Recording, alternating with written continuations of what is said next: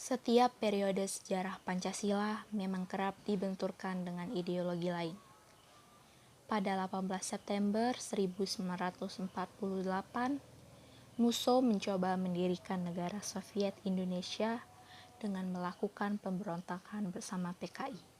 Setahun berselang, pada 17 Agustus 1949, disusul dengan pendirian Negara Islam Indonesia oleh Kartosuwiryo. Oleh karenanya, kita harus meyakini bahwa Indonesia dan Pancasila adalah harga mati. Ideologi negara Indonesia sampai kapanpun adalah Pancasila. Jika kemudian ada yang ingin kembali mengganti Pancasila dengan ideologi lainnya, berarti ia mengubah Indonesia menjadi negara lain. Pancasila akan selalu relevan dengan kehidupan bangsa Indonesia karena dasar negara kita adalah Pancasila. Artinya, bukan Pancasila yang seharusnya mengikuti kehidupan bangsa Indonesia, tetapi bangsa Indonesia lah yang harus mengimplementasikan Pancasila dalam kehidupan sehari-hari. Kelima sila Pancasila tidak dapat dilaksanakan secara terpisah-pisah, karena dengan sejatinya, sila-sila Pancasila merupakan suatu kesatuan utuh dan saling berkaitan. Sila-sila dalam Pancasila adalah rangkaian kesatuan bulat sehingga tidak dapat dipisah-pisahkan satu sama lain dan juga tidak dapat dibagi-bagi atau diperas.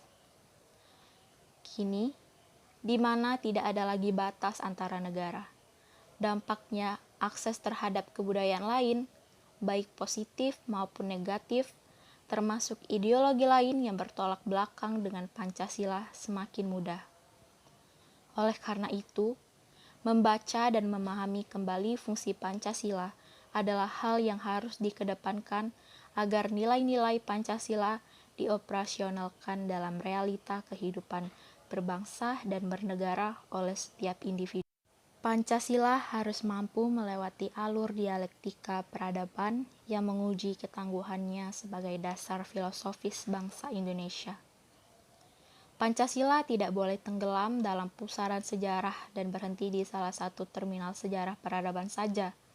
Caranya, sebagaimana yang telah disampaikan oleh B.J. Habibie, Pancasila harus sering diucapkan, dikutip, dan dibahas baik dalam konteks kehidupan berkebangsaan maupun kemasyarakatan. Pancasila tidak boleh berhenti pada sebuah lorong sunyi kehidupan bangsa Indonesia yang sedang hiruk-pikuk dengan demokrasi dan kebangsaan berpolitik.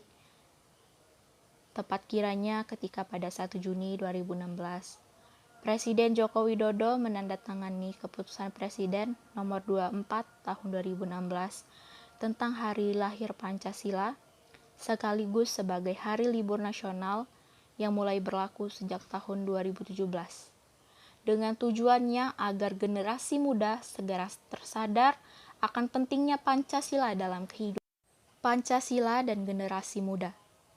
Generasi muda harus bisa mengoperasionalkan Pancasila dalam berpikir, berucap, serta bertindak karena Pancasila sedang berada dalam persimpangan. Apakah akan terlupakan dan menjadi dongeng, ataukah bisa terus dijadikan pandangan hidup dari setiap generasi? Bukan rahasia umum lagi jika Pancasila digunakan sebagai pedoman hidup bangsa. Sebagai sebuah negara dalam menjalankan perannya, bangsa Indonesia harus memegang teguh nilai-nilai Pancasila, termasuk dalam menjalin hubungan diplomatik.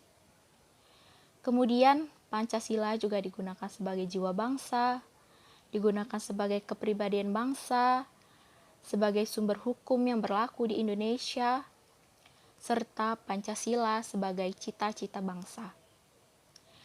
Cita-cita mengandung makna, harapan, dan tujuan. Sekarang, tugas kita semua untuk senantiasa mengamalkan nilai-nilai Pancasila, merawat, menjaga, dan terus menyebarkan pesan perdamaian serta toleransi dalam kehidupan berbangsa dan bernegara.